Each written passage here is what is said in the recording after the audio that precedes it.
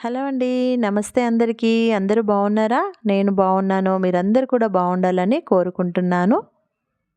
అయితే ఇవాల్టి నా వీడియో ఏంటంటే సికింద్రాబాద్‌కి దగ్గరలో బొల్లారంలో ఉన్న రాష్ట్రపతి నిలయం.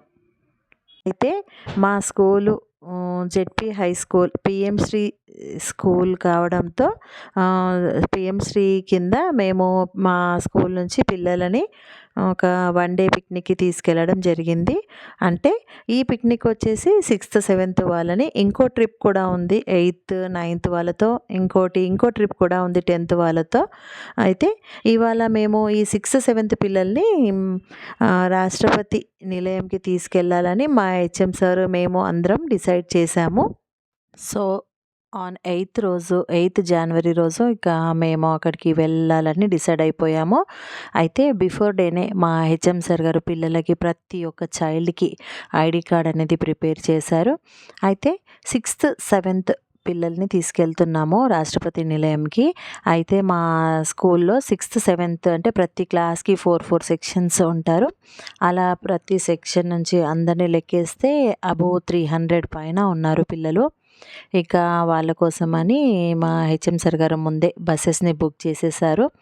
సో, ఇక on the 8th on 8th ఇక మేము మార్నింగ్ వచ్చేసి పిల్లల్ని బసెస్‌లో తీసుకొని రాష్ట్రపతి నిలయంకి వెళ్ళాము. అయితే రాష్ట్రపతి నిలయంకి వెళ్ళడానికి ప్రతి ఒక్క క్లాస్ టీచరు ప్లస్ వాళ్ళతో పాటు ఒక ఎక్స్ట్రా టీచరు, అంటే to take care of the children, మేమందరం కూడా అక్కడికి వెళ్ళాము. అయితే బసెస్ స్టార్ట్ అవ్వగానే పిల్లలైతే చాలా బాగా ఎంజాయ్ చేశారు.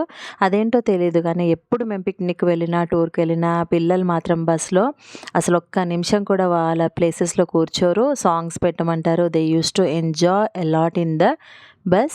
అలా ఎంజాయ్ చేస్తూ ఇక మేము ఫైనల్లీ రాష్ట్రపతి నిలయంకి వెళ్ళాము. వెళ్ళిన తర్వాత బయటే పిల్లలందరినీ బస్‌లోకించి దింపేసి ఇద్దరిద్దరిని జత చేసేసి అలాగే ఇక లోనికి వెళ్ళిపోయాము. అయితే రాష్ట్రపతి నిలయం గురించి చెప్పాలంటే భారత రాష్ట్రపతికి దక్షిణ భారతదేశంలో ఉన్న అధికారిక విడిది ఇది. అయితే ఈ రాష్ట్రపతి నిలయం అంటాము. యాక్చువల్‌గా రాష్ట్రపతి భవనం అని అనొద్దు. రాష్ట్రపతి భవనం అనేది మనకు న్యూఢిల్లీలో ఉంటుంది.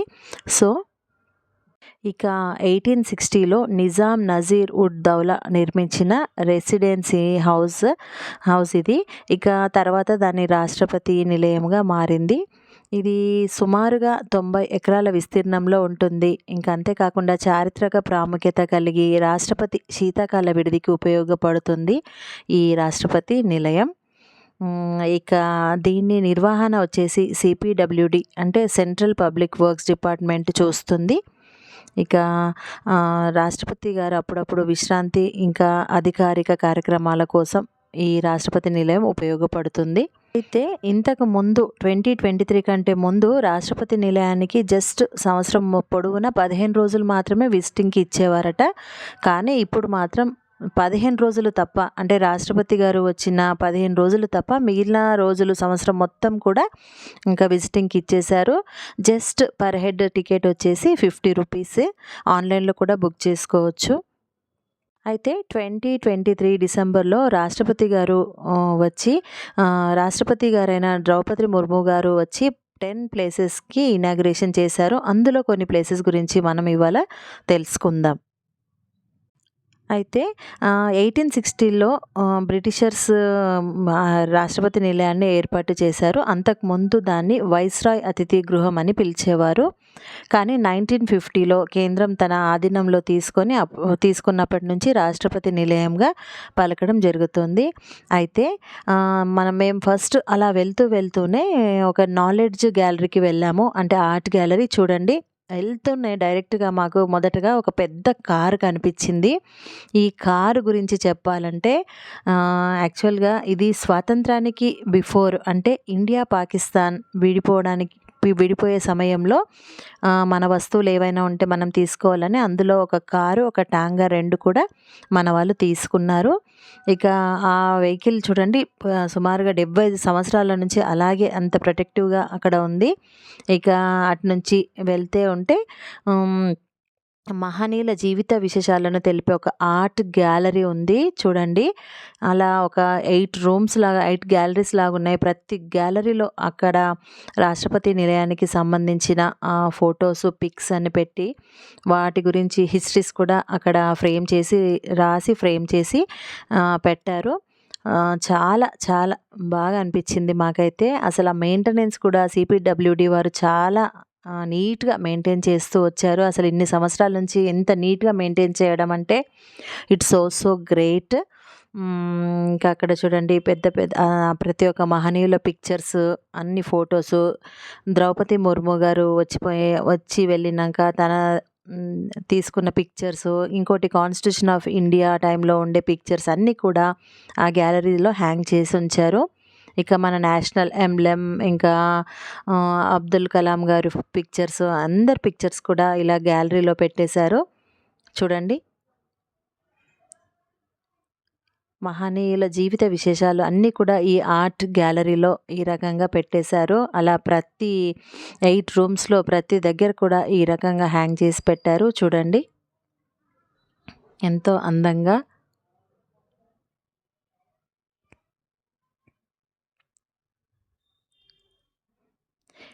160 ఇయర్స్ చరిత్ర ఉన్న ఈ భవనంను కేంద్రం నిజాంల నుండి 60 లక్షలకి కొన్నిందట అప్పట్లో. చూడండి ఆ గ్యాలరీస్ నుంచి ఇలా బయటికి రాగానే ఇక్కడ అప్పట్లో వాడిన కుకింగ్ యుటెన్సిల్స్, ఇక్కడ కెమెరా, చెరక అన్నీ కూడా ఎంతో భద్రపరిచారు. అంతేకాకుండా ఇక్కడ టాంగా కూడా చూడండి. ఈ టాంగాని కూడా అప్పట్లో 70 ఇయర్స్ క్రితమే ఈ కారు ప్లస్ టాంగాని తీసుకొని ఈ రకంగా ఇలా ప్రొటెక్ట్ చేస్తూ పెట్టారు. ఇంకా అక్కడి నుంచి ఎదురుగా అలా వెళ్తూ ఉంటే మనకి చూడండి ఈ గ్రీనరీస్ అంతా కూడా మనం చూసుకుంటూ వెళ్తూ ఉంటే అయితే యాక్చువల్‌గా ఏంటంటే ఇక్కడ అగ్రికల్చర్ అండ్ హార్టికల్చర్ ఫెస్టివల్ అనేది ఉండడంతో మనకు మొత్తం ఫ్లవర్ షోస్ అన్నీ కూడా ఉన్నాయి మధ్య మధ్యలో. ఇలా ఈ ఫ్లవర్ షోస్ అన్నీ కూడా చూస్తూ ముందుకు వెళ్తే అక్కడ ఒక ప్లేస్ కనిపిస్తుంది. ఒక నిలయం కనిపిస్తుంది చూడండి. ఆ నిలయమే మన ఈ రాష్ట్రపతి నిలయం. చూడండి. ఇది రాష్ట్రపతి నిలయం. ఈ రాష్ట్రపతి నిలయంకు దగ్గరగా వచ్చేసరికి ఫోన్స్ వాడొద్దు అన్నారు. సో, ఇక ఫోన్‌ని క్లోజ్ చేసి పెట్టుకొని లోనికి అయితే వెళ్ళాము. లోనికి వెళ్ళిన తర్వాత లోన కూడా రూమ్స్ అయితే చాలా చాలా బాగున్నాయి. మీటింగ్ హాల్ అని, డైనింగ్ హాల్ అని, ఇంకా విశ్రాంతి గృహం చాలా చాలా నీట్‌గా అన్నీ అందంగా అలంకరించి పెట్టారు. తర్వాత ఇక్కడ ఒక ఇంట్రెస్టింగ్ విషయం ఏంటంటే రాష్ట్రపతి నిలయంకి పక్కనే ఒక సొరంగం ఉంది. ఆ సొరంగం ఏంటంటే ఎవరైనా అప్పట్లో బయట నుంచి ఏమైనా సామాగ్రి గానీ, ఆహార పదార్థాలు గానీ, వంటింటికి వచ్చేటువంటి ఆహారాలను బయట నుంచి తీసుకురావాలంటే ఒక ప్రత్యేకమైన సొరంగం ఉందట. అది ఇదే సొరంగం. ఈ సొరంగానికి మాత్రం నేను చాలా అట్రాక్ట్ అయిపోయాను. Really super. ఇక్కడ చూడండి మా స్కూల్లో తెలుగు సారైన అర్జునయ్య సార్ గారు పిల్లలకి ఇక్కడ ఈ చరిత్ర గురించి చెప్తూ వాళ్ళని నీట్‌గా అంటే అక్కడ టచ్ చేయొద్దని చెప్పారు వాల్స్‌ని అలా. వాళ్ళని నీట్‌గా తీసుకొని వెళ్తున్నారు. అయితే సొరంగంలో ఆ గోడల పొంట మొత్తం చూడండి ఆర్ట్స్ గ్యాలరీస్ మన కల్చర్ మొత్తం కూడా ఆ గోడల పైన డ్రా చేశారు. చూడండి ఎంతో అందంగా డ్రా చేశారు. ఇక ఆ కల్చర్స్ అన్నీ కూడా చూసుకుంటూ ఇక ఆ సొరంగం నుంచి ఈ రకంగా బయటికొచ్చేసాము. అయితే నిజామ్స్ పైన మన భారత సైన్యం విజయం సాధించిన తర్వాత ఆ భవనంలో నిజాం జెండాని దించేసి 125 అడుగుల ఎత్తులో మన జాతీయ పతాకాన్ని ఎగరవేశారు. చూడండి. మన త్రివర్ణ పతాకము. ఆ పతాకానికి మేము సల్యూట్ చేసి అందరము అక్కడ కొన్ని పిక్స్ కూడా తీసుకొని ఇంక అక్కడి నుంచి నెక్స్ట్ నక్షత్ర గార్డెన్‌కి స్టార్ట్ అయిపోయాము. అయితే నక్షత్ర గార్డెన్ వెళ్తుంటే ఆ రోడ్డు పక్కన చూడండి మొత్తం ఇక్కడ ఫ్లవర్ షోస్ లాగా నర్సరీ మొక్కలన్నీ అమ్ముతూ పెట్టారు. ఇక ఆ నర్సరీ మొక్కల్ని చూస్తూ అటునుంచి అదే రూట్‌గా మేము నక్షత్ర గార్డెన్‌కి వెళ్ళాము. చూడండి ఫ్లవర్ మొక్కలు ఇక్కడ వెజిటబుల్ ప్లాంట్స్, ఇంకా ఫ్లవర్ ప్లాంట్స్, రోజెస్, చామంతులు, రకరకాల lilies, all type of flowers, కూరగాయల మొక్కలన్నీ చూసుకుంటూ, అలాగే అదే రూట్‌లో జేడ్ ప్లాంట్స్, డెజర్ట్ ప్లాంట్స్ అన్నీ కూడా చూసుకుంటూ అలా వెళ్ళాము. మధ్యలో అక్కడ ఎరువులు అమ్మేవాళ్ళున్నారు, సీడ్స్ అమ్ముతున్నారు. ఇవన్నీ కూడా ఒక దగ్గర చేనేత వస్త్రాలు, ఒక దగ్గర పాట్స్ అమ్ముతున్నారు. కొన్ని మొక్కలు, కూరగాయల విత్తనాలు, కొన్ని ఆర్గానిక్ ఆయిల్స్, ఇక కొన్నేమో ఇంకేంటి ఇవి విప్ప పువ్వులతోని చేసిన స్వీట్స్ అట. ఆర్గానిక్‌గా ఉన్నాయి. ప్రతి ఒక్కటి కూడా అక్కడ అమ్ముతున్నారు. అయితే ఆర్నమెంటల్ ప్లాంట్స్‌లో ఒక ప్లాంట్ నాకు చాలా బాగా నచ్చింది. ఆర్నమెంటల్ క్యాబేజ్ అట. Same it looks like the cabbage plant. But it is a flower అట. సూపర్‌గా అనిపించింది. తీసుకుందాం అనుకున్నాను. కానీ మోసుకుపోవడం ఇబ్బంది అవుతుంది అని తీసుకోలేదు. ఎప్పుడైనా నర్సరీకి వెళ్ళినప్పుడు తెచ్చుకుందాంలే అని అనుకున్నాను. అదే రూట్‌లో ఫైనల్‌గా ఎండ్‌గా మనకి మట్టితో చేసిన పాత్రలు లైక్ కుకింగ్ యుటెన్సిల్స్, పాట్స్, కుండలు అన్నీ కూడా అక్కడ ఉన్నాయి. అవన్నీ చూసి అలాగే ముందుకు వెళ్ళి కొంచెం లెఫ్ట్ తీసుకుంటే ఇక్కడ ఫుడ్ కోర్ట్ అట. అంటే ఇట్లా స్టాల్స్ లాగా ఉన్నాయి. ప్రతి ఒక్క స్టాల్‌లో ఆర్గానిక్ ఫుడ్ ఐటెమ్స్ అట. ఇంకా మిల్లెట్స్‌తో చేసిన ఫుడ్ ఐటెమ్స్, ఇంకా అన్నీ కూడా ఆర్గానిక్ ఆయిల్స్‌తో, ఆర్గానిక్ ఘీతో చేసిన ఫుడ్ ఐటెమ్స్ అన్నీ కూడా ఈ రూట్‌లోనే ఉన్నాయి. ఇంకా ఈ రూట్‌కి ఆపోజిట్‌న అటు సైడు వైట్ స్టాల్స్ ఉన్నాయి.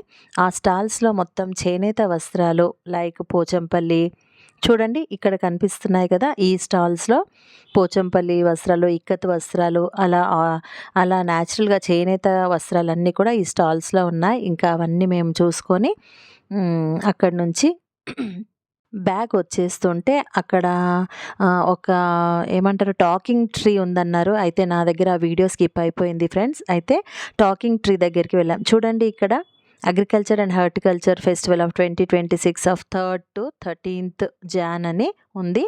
ఇంకా అక్కడ నుంచి టాకింగ్ ట్రీ దగ్గరికి వెళ్ళాం. అయితే ఈ టాకింగ్ ట్రీ ఏంటంటే 160 సంవత్సరాల మర్రి చెట్టు అట.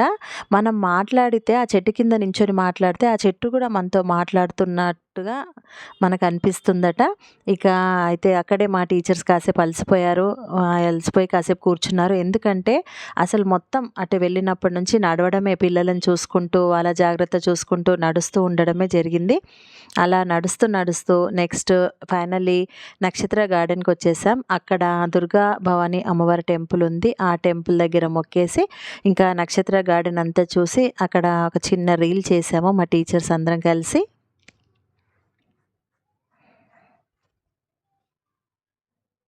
హవా హవా హే హవా ఖుష్బూలుటాదే అని చెప్పి మా టీచర్స్ అందరూ ఎంతో హ్యాపీగా చేశారు. వాళ్ళకి కూడా చాలా ఇంట్రెస్ట్ అన్నట్టు. పాపం దే ఆర్ వెరీ గ్రేట్ అండి. చాలా ట్రై చేశారు. ఒక్క అటెంప్ట్‌లోనే సూపర్‌గా చేశారు. Really great to our teachers. ఇంకా అక్కడి నుంచి మా హెడ్ మాస్టర్ సార్ గారు స్కూల్ నుంచి లంచ్ ప్రిపేర్ చేయించుకొని తీసుకొని వచ్చి పిల్లలకి అందరికి కూడా తీసుకొని వచ్చారు. ఇంకా పిల్లలందరికీ కూడా భోజనాలు పెట్టి మేము కూడా తినేసి ఇంకా ఫైనల్లీ పిల్లలందరూ కూడా అక్కడ పార్క్‌లో కాసేపు ఆడుకున్నారు. ఇక ఆ తర్వాత చూడండి మా స్కూల్ స్ట్రెంత్ పిల్లలు మొత్తం ఇంకా మా హెచ్ఎం సార్, మా అదర్ స్టాఫ్ మెంబర్స్, ఇంకా మా సార్స్, టీచర్స్ అందరం కలిసి ఫైనల్లీ ఒక పిక్ అయితే తీసుకున్నాము. ఇంకా మా సార్ వాళ్ళతో మాట్లాడి ఎలా ఉంది, ఎంజాయ్ చేశారా అంటే పిల్లలందరూ చాలా సూపర్‌గా ఉందన్నారు. అయితే రేపు స్కూల్‌కి వెళ్ళినాక ఒక డాక్యుమెంటేషన్ రాయాలి అని పిల్లలతో కూడా చెప్పారు. అయితే దీని ద్వారా పిల్లలకైతే లాట్ ఆఫ్ నాలెడ్జ్ గెయిన్ అయింది. వాళ్ళ హ్యాపీనెస్‌ని కూడా అసలు really they were very interested to know all these about the రాష్ట్రపతి నిలయం. వాళ్ళు తెలుసుకున్నారు. ఇంకా ఈ రకంగా పిల్లలు, మేము టీచర్స్ అందరం కూడా చాలా బాగా ఎంజాయ్ చేశాము. అంతేకాకుండా మధ్యలో అక్కడ మ్యూజికల్ ఫౌంటైన్స్ కూడా చూసాము. ఇంకొక దగ్గర మెట్ల బావి అనేది కూడా ఉంది. అవన్నీ కూడా చూసేసుకున్నాము. సో, ఈ రకంగా ఎంజాయ్ చేశాము. హోప్ వీడియో నచ్చుంటుంది. Thank you. Thank you very much.